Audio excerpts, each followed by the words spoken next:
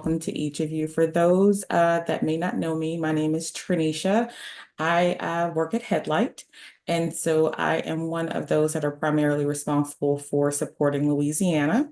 I am local to Louisiana. I live right here in Prairieville, and I always like to start these calls by saying thank you for all that you do. I travel these roads each and every day. So thank you for all of your hard work and dedication to making our roadways safer and more efficient. I do appreciate you if no one else says it. Today, you'll hear a little less about Headlight because Les has a packed agenda. But I just wanted to make sure that you all can put a face to a name if we're emailing and or providing support. And also just to let you know that if you ever have any questions or need any support from me or the rest of the team, don't hesitate to reach out. Um, One quick thing that I want to mention is that we do have at the bottom of the e-construction newsletter that's being sent out, we do have the trophy towards the bottom right. And you're going to hear this from me a lot because it's very, very important. That's how you're able to get in there and highlight what we call headlight heroes.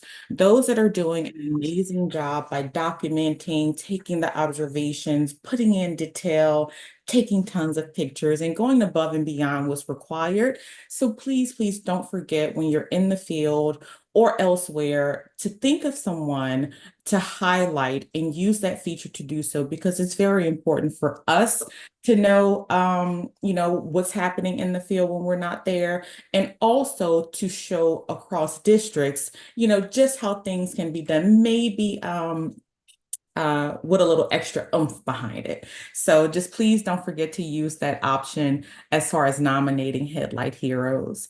Next, let's see if Alex is here, and I'll pass it over to Les in just a moment.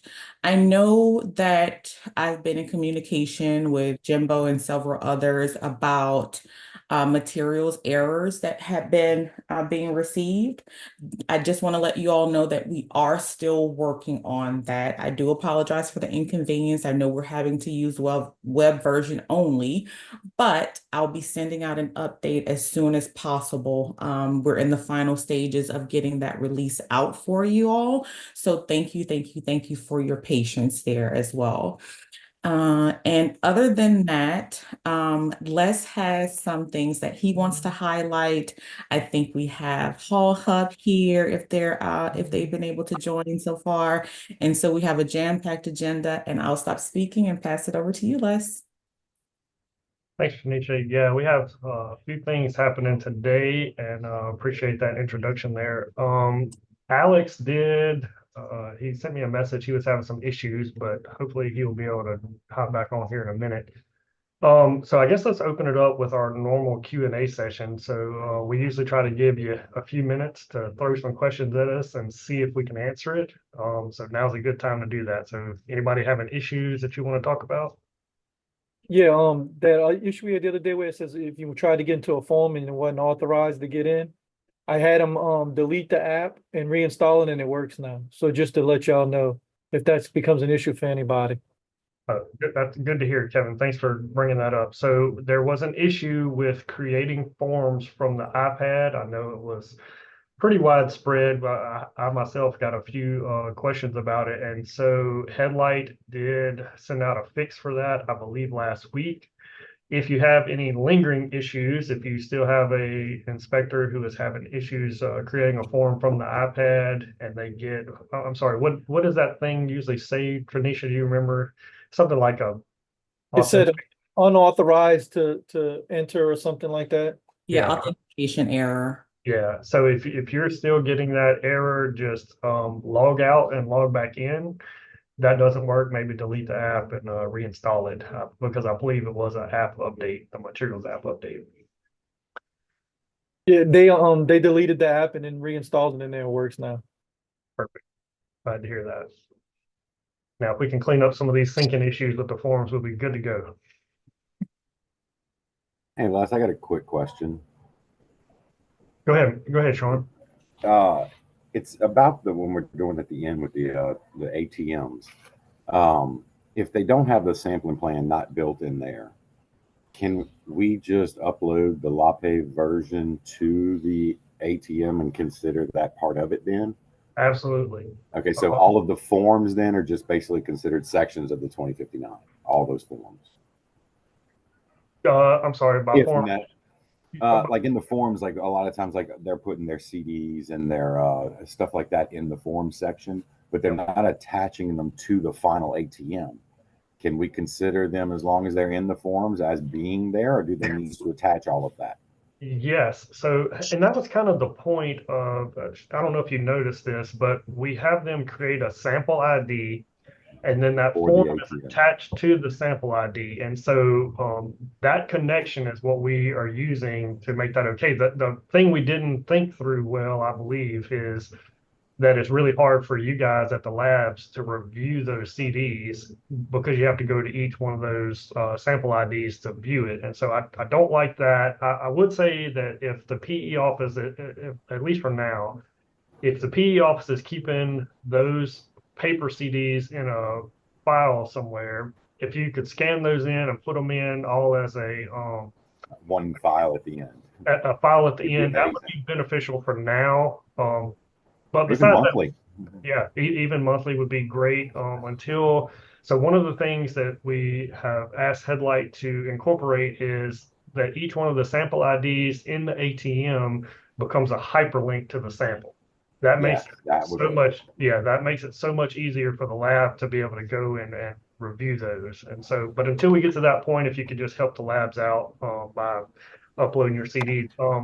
And even, even since then, we've Well, I mean, like cement, like the certificates of delivery to cement, that's the big one. yeah. Because there's file after file after file after file after file. And Yeah, just, good I didn't point. know if, Yeah, and that's they a used to great be point. attached to that 2059 so we could see them all in there. Now it's, well, let me go to this. Instead, we had to go in the field book to look at something or a different form. And I didn't know if we were like, if they were supposed to be attaching those to that, because they attach, some of them attach some files there, but not everything we would normally look for. But it's all That's right. usually there. Yep. Yeah, so some of the guidance we gave the PE offices was when you create a sample ID and you upload your CD, like a cement CD, then you're pretty much done with it. And I think that's good advice, except for when you're reviewing it, it's not good. And that's a good point. So if you're, you did one sample ID for your WZ letter and all your traffic control stuff, that's easy to go see that. But when you have, you had 60 CDs or every 70 third lists day. of cement delivered for base, then that's too many for the lab to go look at. So if you have a large number of CDs, upload those as a file so that it's easy for the lab to review. All right, real quick, one more question. It's the only issue I've really run into with it's the pass-fail list, the sample plan assignment lists. I'm running in, and today's the first day I noticed it. And I went back and there's a few others. There are samples that are showing up on the LAPE version of that sample as logged, received, test, even pass and fail, that are not showing up on the headlight list in the final ATM. And if you go into Site Manager, they're still active and they're still there, but they're just not showing up in headlight. So if we're just checking headlight right now, there's a lot of samples that we're saying, oh, everything looks done and completed, but it's not. And there's one with about 25 samples that aren't on there. Yeah, so Kevin brought this up to me yesterday. I think you maybe have called him. I think I might have missed a call from you. So yeah, what I'm thinking is going on there is Headlight has had in the past, especially on that older job, Headlight has in the past had to run like pretty big or extensive manual syncs to get everything back in line, and it might have missed some samples. And so when we run into those, Kevin sent it in as a service request to Headlight, so they should be aware of it and get ready to work on it. So that was the right thing to do, but that's what's going to have to happen. If you see one that's passed in LaPave or Site Manager and it's showing a different status in Headlight, then there's. Well, I'm not even in a different status. I mean, like not even showing up. Like the ID is not even there. Oh. Well, maybe I didn't hear that part yesterday on the thing. Yeah, no, that was a different one. Like I said, this morning was the first time I ran across this. So I went back and started looking at some previous ones we had done. And there's actually one Barry signed off on for. There were 3 samples that were still in log status in Site Manager, but not on Headlight. Set some examples. Yeah, See if we can. I'll see project number 013643. That's a good one right there. Email them to. I'll email it to you. Oh, wait, Patrick, that's you, Patrick? All right. Yeah, that's me. We have a clone of some of the headlight data tables. We can, All right. if we see examples and trends, we can maybe search and find a lot All right, I'll send instead you of a just couple of project them by then. project. All right, well, that's all I had then, just those basic questions. Other than that, the sample plan going through, that's working out pretty well for us. I appreciate it, Sean, and since you're on here and bringing it up, I just want to call out some special attention. If you guys looked at the newsletter, you might see that we kind of called out District 61 Lab and Unit 256. So Sean has been a huge part of that and really digging in and getting these digital ATMs and working on digital sample plans and stuff. So we really appreciate the work y'all are putting in there. It's tough sledding at first, trying to figure everything out, and even for us. I'm glad that y'all are working with us on that, and we just appreciate. Oh, well, the idea behind it's great. I mean, Yep. it'll speed everything up if it'll just get there. That's right. Yeah, man, I agree with that. Like the idea, I think, is solid. We just have some kinks to work out. That's just part of it. All right, well, let's go and carry on with the meeting. Y'all done with me. Y'all have a good one. I'll be Appreciate it, Sean. Anybody else have questions before we move on? Okay, I see Alex is on. Alex, are you here? Are you able to? Yes, I think I'm situated. So, but bear with me, guys, as we get started. Yeah, it's been it's been an Oh. interesting day already.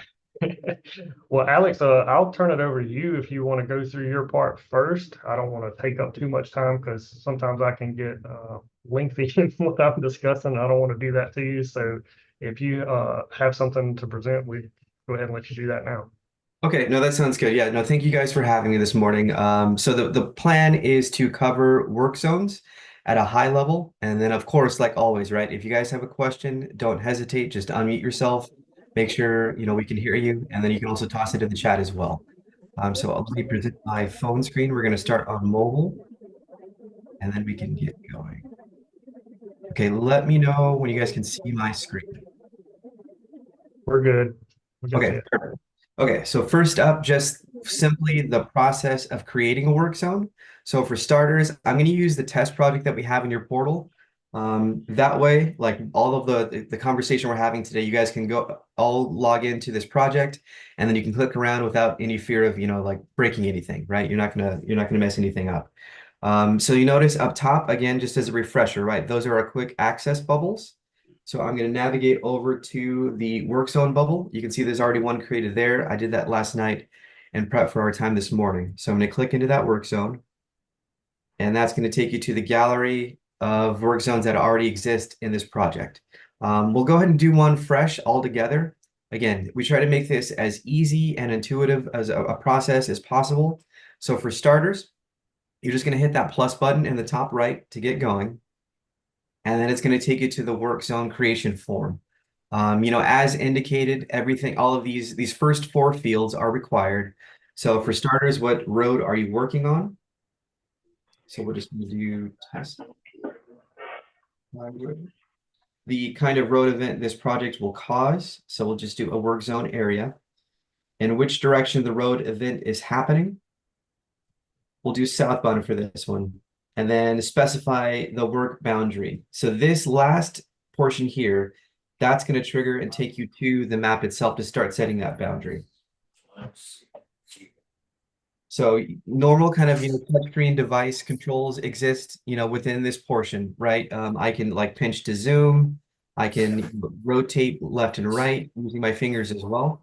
To get going, you'll notice we have like the little journey at the very bottom of the screen.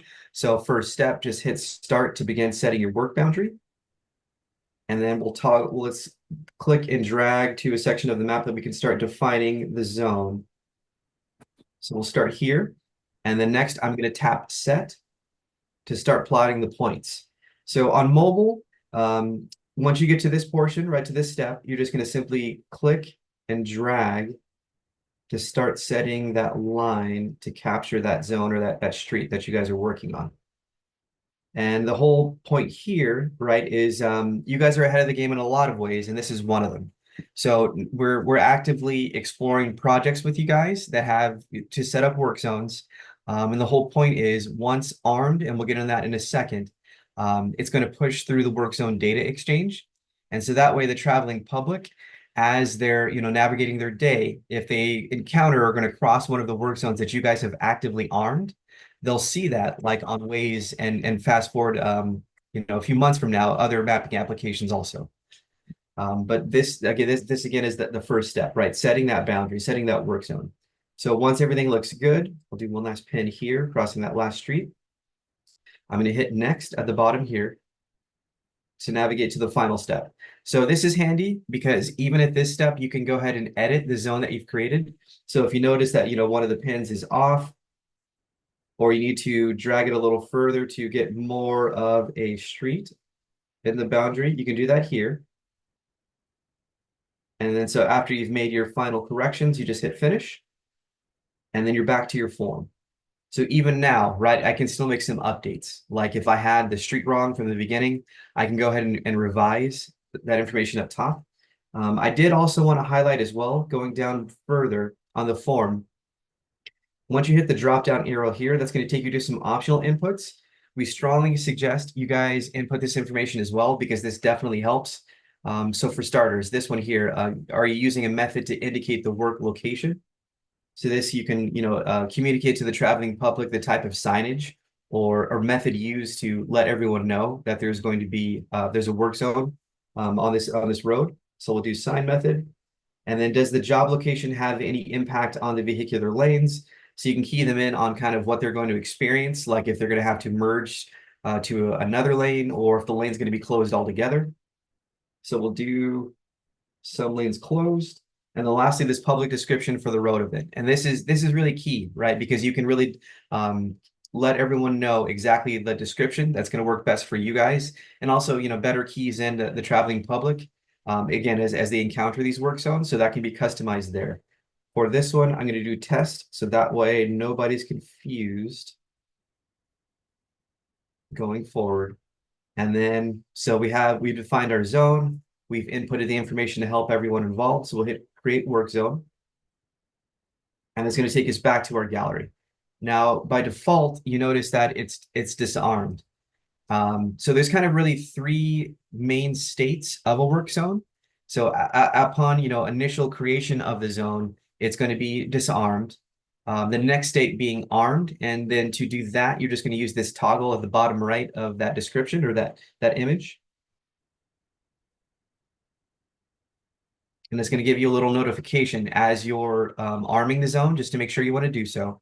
So once you hit confirm, now lets you know that it's successfully armed. And then so after our team does, the work in the back end to ensure this project is pushing information through the work zone data exchange, again, for Waze and other mapping applications. The last status would be transmitting. And so what triggers that transmitting status is when tickets from suppliers, who are providing material to this project have calibrated to this project, and we're actively receiving data. And then so as long as data is present, in addition to the heavy machinery that we also are exploring with you guys as well on some projects. So having the loaders, the rollers connected to our system, and as they're navigating their day, that's also another trigger to make sure that this project is transmitting through the data exchange to let everyone know this is a live and active work zone, proceed accordingly. And I know I've said a lot already. I'll take a quick pause. Any questions so far? Okay. Just a few kind of things that I did also want to highlight on like the best practices side for you guys when setting up these work zones. So a few things that we've learned along the way. So for starters, if you're going to be, capturing or defining a work zone that is going to affect like the southbound traffic, we suggest that you start with a pin in the north and then work your way down south on that highway or that street. The reason being is the whole point is you want to have the traveling public, get that alert as they're navigating into the work zone. So again, if you're going to start, if the southbound is going to be affected, start north and then vice versa, right? If you're going to do a northbound street, start south to define that work area as early as possible. Another key aspect is just making sure that the work zone itself encompasses the entire project.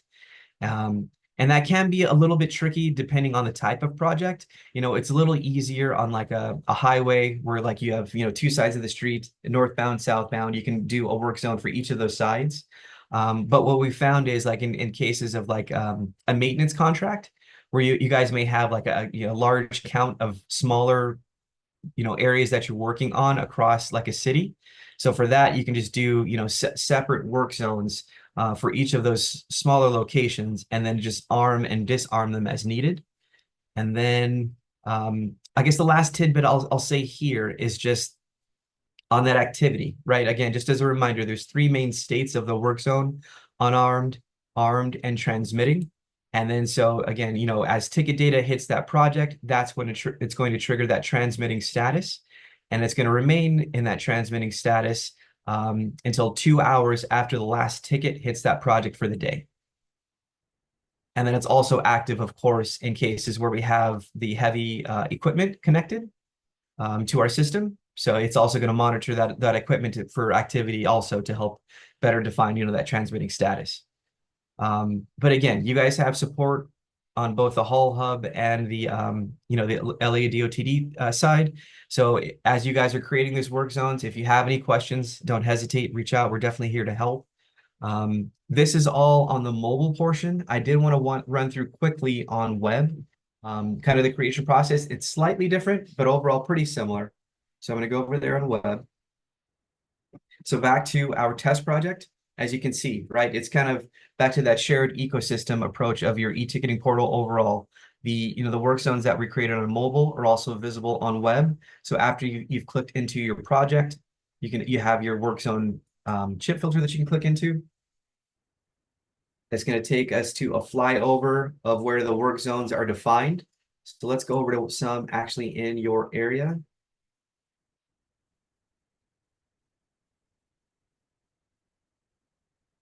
So there we go. There is a zoom in of the work zones closer to home for you guys. And we've included some additional navigation tools at the bottom left of the map here. So you guys definitely make it a point to play around with those. They're pretty cool. But back to the creation process on web. So very similar again. So we click into here. There's our plus button to start defining the zone. I would say the biggest difference between the two environments is on web. You're first going to be taken to define the zone before you get into that form. So there, we plotted our points to outline or define our zone, and then we'll hit done. And then now we're taken to the work zone detail section. So that's back to the form to start inputting the information. So the full form is still available on both environments, okay? And then just like we did on mobile, once you've completed this portion, and of course, again, we suggest you guys also input the optional info also, those details, and then you hit save work zone. That's what's populating this list back to your work zone library here. And then if you needed to edit or refine the zone even after you've saved it and armed it for a few days, you can do so by clicking these three gray dots there. And that will take you to either edit the details, or you can redraw the zone entirely, or of course delete it if you need to, if it's no longer, pertinent to the job. And then I'll do this too. Let me show you really quickly on a live job. So this is on the LA17 project. This is one of the projects that we have, actual live information hitting. I didn't notice anything today, but I did want to show you like the kind of a better example of like full functionality once incorporating these work zones. So for starters, right, it's going to fly us over to that work zone that we've defined. And then you can toggle on tickets and other parameters to also check out. So there's our tickets. These are all the instances where, inspectors on the job site are marking these tickets as delivered. And then we're plotting that lat long along that zone. So you can see that overlay, right? You can get an understanding of, okay, this was our hotspot. We can see a large count of tickets that were captured along this point. This is also the trigger for the traveling public, this plotted point there, to be keyed in on this zone. And if this is the first time that you've seen the map, again, make it a point to play around, especially in that test project, because you guys are not going to break anything. So don't be afraid. Just, touch everything. So you have, your filter that's going to give you the ability to turn on or off the various suppliers, material types, and so on. And then, of course, you have your date range picker here. So you can isolate a particular bucket of time if you just wanted to hone in on a specific date range. And then, of course, our layers. Right now, we have work zones turned on. And then you can see a wide or a high count of layers that apply to the ticket status themselves. So, of course, delivered, that'll flip to green for you. Anything rejected is going to be in red. Other inspection notes. So a lot of options for you guys here. And I will pause there again in the effort of making sure, we keep it as short and sweet as possible. That's really like the high level overview of work zones themselves. I'll say it one more time, right? If you guys need anything, don't hesitate, let us know. We're definitely here to help. And I guess if there's no questions, I can pass it back to you, Les.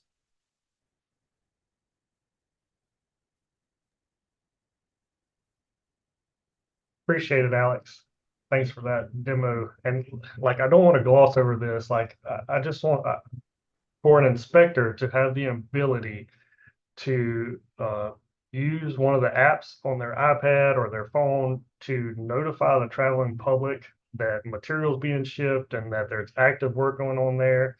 That's a great safety feature. Like something that I wish I would have had back when I was inspecting, because I see the situation where you're cutting cement, right, and people ignore the signs and they're flying through your cement at 50 miles an hour and cement's going everywhere, right? Maybe if they're on Waze and their navigation's on, and you've armed your work zone, then maybe they'll get a notification and slow down. We know how drivers are, maybe not, but everything we can do to get them notified is better for us, right? So we appreciate y'all. Alex, thanks for working on that. Now I want to call out also, I see Byron is on the call here. He's from Unit 255. He's taking the helm there as project engineer, and they're the ones that are the first ones that have been using this, the work zones there. And also Brad Smith that's in his office has been doing a great job with the ticketing. And I talked to Brad a couple weeks ago, and he was like, yeah, if we could just get rid of the paper, we'd be good to go. So he is already on board with e-ticketing, and that's what I hear every time somebody starts using it. So great to hear. Yeah, that's awesome. Yeah. And just a heads up, we are working with Headlight and HaulHub to get these two applications to talk. So a lot of your project information, your codes, your materials, all that stuff is starting to be fed into HaulHub from Headlight. And then a lot of your ticketing information, as well as they're looking at ways to do summary reports of how much tonnage was hauled and how much material was hauled, and looking at the start and end points of your work zone, things like that, to feed back over into Headlight. So we are looking at ways to make this smarter and more helpful and more efficient and save you guys time. Yeah, if you've not had the chance yet, go take a look at the last page of the newsletter. And I kind of hint at one ahead of HaulHub's newest features, where they are just off of the material deliveries and what happened through e-ticketing. They are generating with AI, generating a report that could supplement your daily work report. And it basically gives you some really great information about, like the example I put in there was asphalt being delivered, and it gives you times and stuff that happens. So really great way to supplement your report. Obviously, we want our inspectors doing most of the work, but any way we can use data to automate portions of it and help you out, I think it's awesome. So go take a look at that.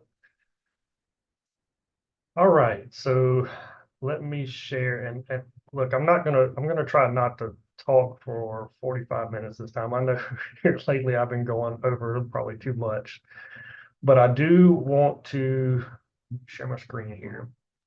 And thanks again, Alex, for doing that for us. But so I do want to go over this because there is obviously a big push, and I know we talk about sample plan a lot on here, but it's kind of the biggest thing for us right now, and trying to get users in the sample plan app and creating sample plans with this software.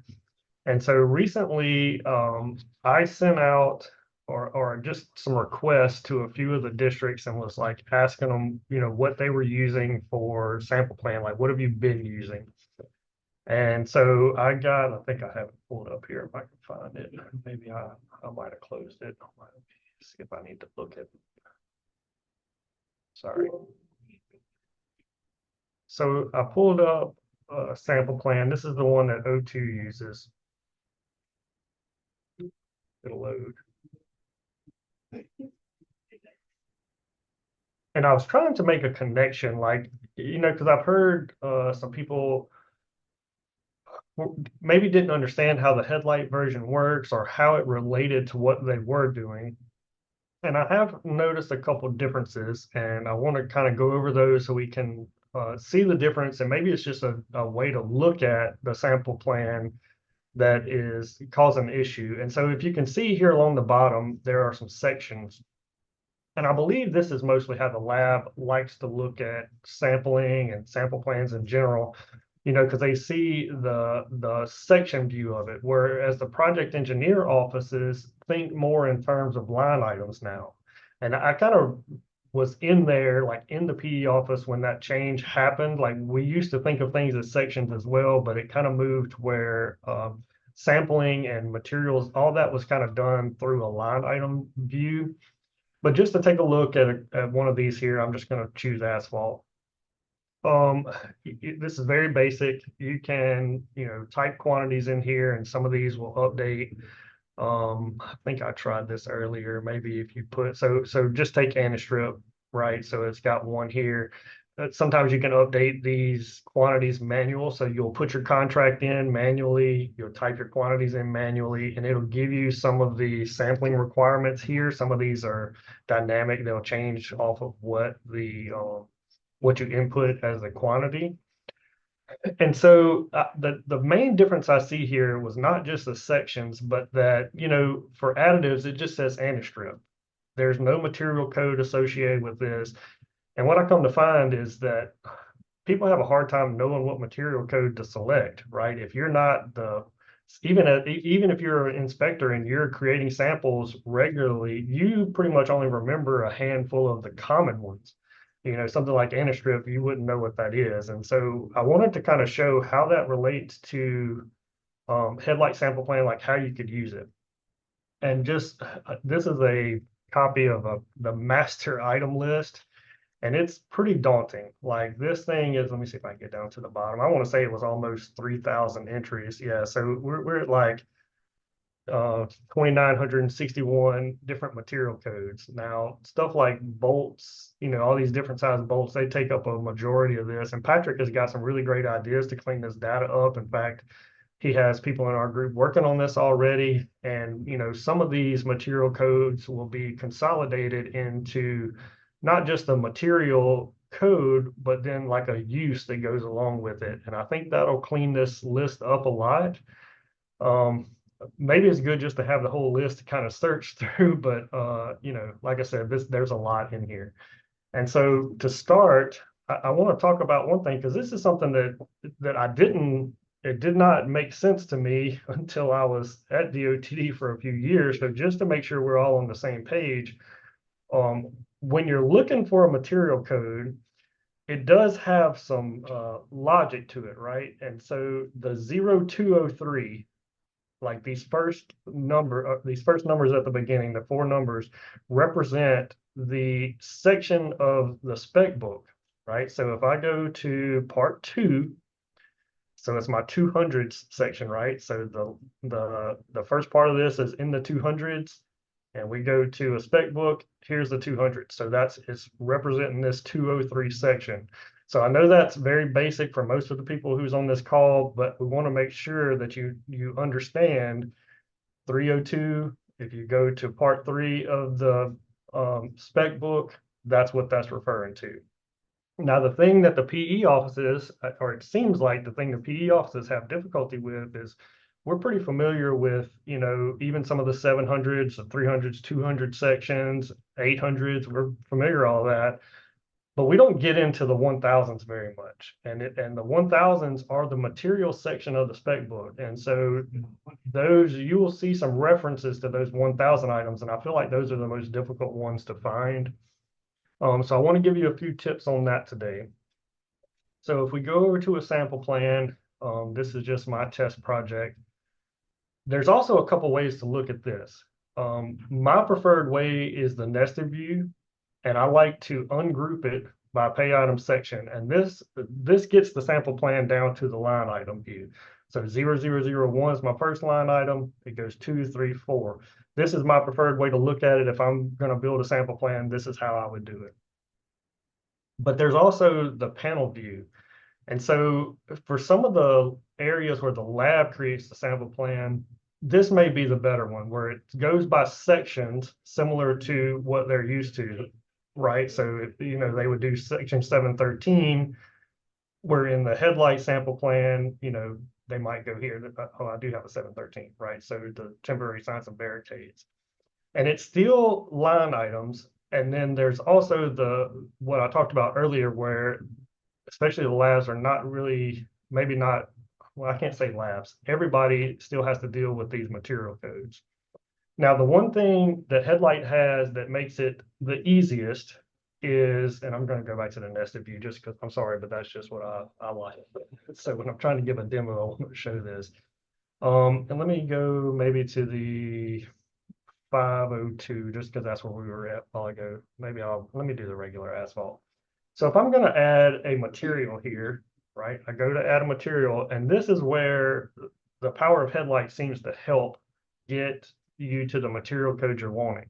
So if we know we're 502, right, I can search 502, the first, you know, part of that category, and it's going to bring up the types of samples here. Well, obviously, like, you don't see anti-strips show up, right, because that's not a 502 thing. That's where you have to go. You have to know the section of the 1000s where that's added, but it's still not, there's an anti-strip on that one. So let me go to a different one. Maybe this one doesn't, or let me delete it and just show you how to get there. So if I wanted to go find anti-strip, I search 502, it doesn't show up. So what's my next step? All right, start typing part of the name. So the search works that way as well. See, it narrows it down to exactly one thing. So you don't even have to pick for a list. So you don't have to know this 1002 M00220. You're just typing in part of the name. So the search really makes it handy. But that's, you know, sometimes you get to a much more difficult material and it's kind of hard to find. Maybe I can show you a couple tricks here. Let me go, and I probably should have picked something. So let me go to surface courses. Maybe this will be a good example. I should have had this planned ahead of time. Now, well, this is a good one. So if you notice in the spec book, right, if you wanted to build a sample plan and you had a 401 section to it, or you know, an aggregate surface course, this first part that says material kind of leads you to where you need to go and gives you an idea of how to find the material code, right? So the materials that you can use for aggregate surface course are these that are laid out here in the spec book. And then it tells you what section over here. So it tells you to go to 1003. So if you're doing a sample plan, and I probably already have, so I think there is a surface course, but I probably have one in there. Okay, so there's an aggregate wrap here that starts with 1003. So if you were searching for that material, you're searching here for 1003. You don't have to know the 4140 or any of this. You could actually just select from this list what material code you want. Now, this is actually a great example of another feature we put in, and we've talked about it before. Actually, if you wanted to get a little closer than this, instead of 1003, you could maybe do surface, and it's going to narrow that down to surface courses. These are surface treatments, so that's a little different, but surface courses make them a little easier to find. But there's actually a much better thing. So I'm going to take this off. Instead of wrap surface course, if you're building a sample plan, especially your initial part of the sample plan, you don't know what the contractor is going to use, right? So just come here to aggregates, select that, and now you have a category. So you don't have to have wrap for surface course. You just have a whole category here. I'm going to delete wrap out of there. Wrap is included in this, and it gives the inspector the ability to select what the contractor chooses when they're in the field. So I'm going to go ahead and add a sample type because I want to show you how that relates. It's acceptance.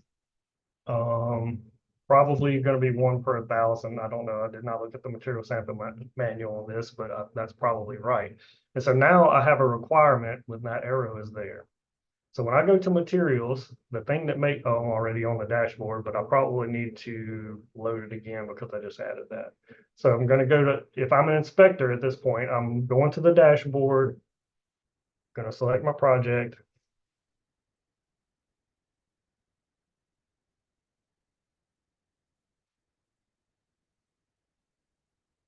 And very easily, the inspector now just doesn't have to know the material code they're sampling. They know that they're on, let me see, what was the line item? Line item 3. So if they're going to go make a sample, so for line item 3, all I have to do is new sample, and they have a category here. When the inspector selects new sample, then it breaks it down and gives you the list of aggregates. Hit search here. We're doing surface course. All right, did they choose slag, stone, wrap, recycled PCC? So the inspector can select one. We've narrowed it down to 5 material codes instead of that whole list. So I just want everybody to, I guess the main purpose of me talking about this today is maybe give you some insights of what those material codes are, how to find them quickly, and then how to get to where you need to be. And we'd already kind of selected wrap before, so I'm just going to do that now. A couple of other tricks that I want to talk about with sample plan is I went in and kind of built out this sample plan the other day just to see like how long this took me. I went through about 15 to 17 items, I believe, 15 items maybe. It took me 15 minutes. But I know that was me knowing what the requirements are for each one of these, right? So I just know it's pretty easy. You just need aggregates for this. Removals don't have testing requirements, so those are pretty easy. You just skip those, right? Milling, there's not going to be any testing requirements. So if you know off the top of your head what the requirements are, it's very fast to go in here and do a sample plan. If you don't know, you have to go to the material sample manual, select the part that you're on. This goes by sections as well. Like this would be asphalt section 500s, right? And see what the material sample manual says and go through these. Now, that if you say you didn't know any, right, and you had to go material sample manual for each one of these, that's going to take a little while. We understand that. That's going to take some time. But what I want people to realize is after you built a sample plan out, you know, in your area, you're typically going to get a lot of the same items over and over again. Your line items are going to be pretty standard in your area for the most part. Sometimes you're going to get a difficult job that has a lot of, you know, specific materials that you wouldn't normally use. But for the most part, you're going to have a borrow aggregate surface course. Hey, when you're building your sample plan, open another tab. And I'm just going to use some random example here because I don't know what, I know my old unit has some sample plans. So I'm just going to grab one and cheat. Like if you've done one before, go see what this sample plan has in it and put it back in this one, right? So if I go here and the items are, I mean, it's not going to be the same number for the line item, but it's going to be the same type. So let's see. So not removals, borrow. So here's borrow. You go look and select if these things are selected here, and that's what was in this sample plan.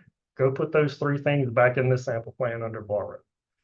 So it does give us the ability to kind of, once you've done one and you've learned what needs to go in your sample plan and you've gotten it approved through the DLE and you know they're happy with it, then you can kind of use the work you've already done makes the next one go a little faster. So are there any questions on that? Yeah, real quick. Yeah, that little spot where Barry needs to put a remark into that sample plan, where was it? We couldn't find it again. Like if he just wants to add a remark, there's a spot that says add remark, but he's got a little red circle that says he can't click on it. And so I can't click on it either. But let's see. So that was not going to be here. That's probably going to be in the document itself. So if you are in field book, let me see, I'm guessing here because I don't know which one of these would have a initial sample plan, you know. And he'd just like to leave it on the form rather than right now it's just an email he's sending with it because he couldn't figure, we couldn't find where it was Yeah. again. So sample plan checklist, was it there? It's a good question because I told you this the other day and I forgot. Yeah, and you actually opened it and we saw you do it. Then we found a spot that says add remarks in the sampling plan, but it won't let us option that to add. It says it's been locked and we can't edit. Oh, okay. So let me tell you this. So where you found it, if it's already been approved, like and submitted, it's not going to let you make a remark. So it's Okay. going to be So if it's here. been submitted to Barry, he can't add anything to it to remark on it. That's right. It would have to be sent to you prior to the submission. If Okay, that, so basically he's just looking it over and sending them an email if he sees anything wrong with it. well, let's look at this. So I have a document, and this is actually a live project. I can't believe I have one in here, but this is one in draft. And this is where you generate that initial sample plan form. So let's say one of your PEs created a sample plan. They didn't submit it yet. They just created a sample plan and they have it about where they think it needs to be. Before, I wouldn't submit it. I would Leave it as just a draft. leave it as a draft, call you or Barry and say, hey, I've got a sample plan ready for y'all to look at. Here's the project number. That way, Dane has started doing that with his ATMs. okay, He'll just throw good. the draft up there and say, hey, come take a look at these real quick. We'll That's look at that. perfect. In Yeah, fact, like that's right here, yep, that's where we couldn't add any more remarks. that's I right. guess it's because it's been locked. Okay, It's that makes sense because now. that's right. It's because it was submitted, and that means it's locked. So you shouldn't hit the submit as a PE, and this is good to bring up. As a PE, you shouldn't hit that submit button until you've got I like to call it kind of a pre-approval, right? The DLE's kind of looked at it and say, yeah, okay, it looks good, go ahead and submit it. And so then the PE would submit it, their name goes in the line, and then the DLE is kind of already there. That gives you That the makes sense. opportunity to make changes before and not have to keep deleting forms and recreating them, kind of a deal. Yeah, because the biggest way is like I noticed on your little test like thing for asphalt, and they'll choose 2 or 3 different asphalt samples, and it'll show having to get all of them, but not necessarily the case. If you're doing a base, I don't need a PG76. Right. So is that something that's okay for Barry to delete on those things? Yeah, If we know there's absolutely no reason for this to be there, he can do absolutely. that there. Okay. So one of the reasons we want the PE and the DLE kind of discussing this beforehand is exactly what you said. So, you know, you guys know that that's not a requirement anymore and that doesn't need to be sampled, then sure, you can take it off or Dane can take it off, but you all have the ability to get it out of there. All right. And that especially comes into play if it's not submitted, right? So if Dane were to just create a sample plan, send it to you, No, we couldn't do anything. not submitted, you can delete and add things, and then Dane can look at it and go, okay, I see what you did. I agree with that. And then when you're both ready, you're submitted. Sometimes the lab knows things that the PE office doesn't know when it comes to materials, and Vice sometimes the versa. PE office knows things about the materials in their area that the lab hasn't caught up to. And so it's great to have that check with each other. And you know, it's a lot of times we don't communicate well across the OTD. You know, Imagine. the labs and the PE office. And so part of I this noticed. is trying to get that communication back in order. Yeah, that's a great question. Appreciate All that. right, we got it then. Any other questions on that? Hopefully I didn't confuse a bunch of people today with that. I'm gonna stop the share. Before I move on, Kevin Barbier has created a cheat sheet. Kevin, do you have it? I think I might be able to drop it in the chat. It will get you most of the way on your sample plan. Just this is in O2, so it's like the standard materials that they use in O2, and we shared this with District 61. I believe they're going to start Yes. creating their Its own. biggest thing is it shows the tests that you need to assign to those so that we don't end up with 45 tests and only need 2. You know, the only thing you would have to just watch is like the proctors, because you don't need that. Yeah. You don't need it if it fails. That's something that we get in here a lot that we normally take care of. Our biggest issue in the lab is when we get 7 different early breaks assigned to a test with 128 day, and we do 1 early, 128, we approve everything, and then there's 6 tests waiting to be canceled, and then the ID is just gone. So, which is, sorry, Kevin, I got a big list I got to send y'all sometime this week. That's all right. a bunch of those situations. I did find a way I can fix some of them. If there's only tests that the lab does, I can unauthorize the sample, go back in, cancel the test, then go back and authorize the samples that were there before. So I can get around some of them for y'all, but some of them I can't, especially if it's air and slump that an inspector in the road has finalized the test on. I got to send you those. Yeah, we've had discussions about that, and some of that definitely needs to be cleaned up, make it easier to add and delete samples. Well, Headlight will take care of it eventually, right? Yeah, well, that's part of it, yes. Yeah. If we can get there, it'd be awesome. And can somebody verify that you can get that material code cheat sheet? Is anybody able to download it? I just downloaded it. Okay, I downloaded it as well, Les. okay, thanks, Aiden. Yeah, that's a very handy little document, and take that and edit it yourself if you're a sample plan builder, and maybe even start making some notes of the things that you add to other sample plans. And that's kind of what I did when I went through that sample plan I was trying to do for myself, just to see, okay, well, how long does this actually take me? If you know those, if you've got a good list of what needs to be sampled, you can go through the software pretty fast. So I just trying to get, I think obviously when you've been doing something one way for a long time, switching to the new way is going to be slower, and there's some apprehension in even going there to do it. But pretty much everybody I've talked to who has been using sample plan for a little while, yes, it was tricky to get going in it, but once they did, I think it's fine and been working well for their office. And it seems like it cleans up a lot of that inspectors trying to find material codes later because they can just sample from the dashboard. So. Right. Well, that's all I had, unless there are other questions about sample plans. And I do want to throw this out there. If you haven't done one and you're getting started on it, don't be afraid to call us, and me, Kevin, maybe a couple people from Headlight, we'll hop on a call with you as you build a sample plan. So don't be scared of it. Like, we'll get in there with you. Right. Kevin, you came off mute. You about to say, Kevin Adams, you have something? Les, the only thing I was just going to say is that, see, for the longest time when I worked with Kevin at O2 Lab, the sampling plane that you brought up where it was grouped into sections, well, that was the lay of the land. When we had to go to line item numbers, putting samples per each line item, site manager materials. And then what ended up happening is that the number of material codes, I don't know, multiplied by 1 million, because the problem was each material code had to have a spec assigned to it to show if it would pass or fail. Yep. So you couldn't have just reclaim asphalt. It had to be reclaim asphalt for backfill, could reclaim asphalt for aggregate maintenance. Yeah. So that's another reason why, like Patrick's idea of putting a use code cleans up the material codes, right? If you, like you said, if you could just select wrap and then there's another drop down going, well, hey, what are you using this for? I'm using it for backfill. Then that makes it easier for you to understand. fantastic idea. Love it.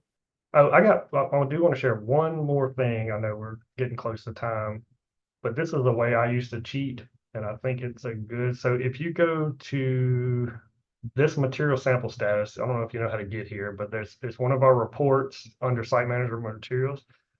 You can kind of back in. So if you're an inspector and you need to create a sample and you don't know how to create a sample with that or what material code, if you you can either go by category, right, and pick something here, or say you think you know what material code is, but you're not exactly sure if that's right. Go in here and select that material code and see how other people are using it, right? Because this will give you an example of what it is. I found one a while ago. Let me see if I can find what it is, 739. Like, what is polyacrylamide tackifier? Like, I have no idea. So you select this thing and it'll get you to a sample. And if you change the dates to farther back, it'll probably give you more examples. And then you can kind of view a report where somebody created this sample and it'll tell you more about it. And obviously it goes to hydroseeding, right? Once I saw hydroseeding, I was like, oh, I know exactly what this material is. So that's a little way to cheat. If you don't know what the material code is you're supposed to use, but you think you have an idea, like go search it and see what other people are using it for. That'll give you a little idea there of if you're on the right track or not. So just another tip. All right, for real this time, I'm going to end it unless somebody has something else. All right.